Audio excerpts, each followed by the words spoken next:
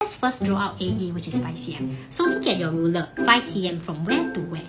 Okay, a lot of students, they look at here, then they draw until 5. Okay, that will be wrong, because can you see your 0 start from here? Okay, it doesn't start from here.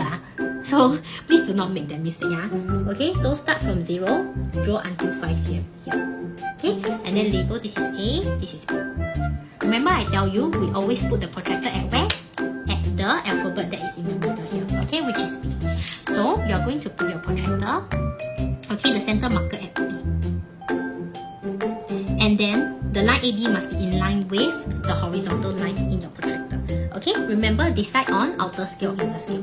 Remember always start from 0. So this one also from outer scale because start from 0 here. This one is 180. Okay, so 0 all the way until 135, right? So all the way until 130 here. 135 is actually that little line that just out from there. Okay, so from here you are going to draw a little line, okay, out of 135 here in your protractor, and then from here you are going to join this little line to your point B. Okay, you can erase that little line if that little line is too thick or it doesn't look like a nice line. Okay, let's just check. Okay, oh yes, make sure it really joins to your B. Cannot leave a little gap there. Okay, so let's check again. Is this 135? Okay, yes it is. Okay, so lastly, put in your vertex C, put in 135 degrees. Draw angle XYZ such that it is 30 degrees. Okay, so remember I told you we always look at the alphabet in the middle here. Okay, which is Y. We are going to put the protractor at vertex Y. Okay, so do take note.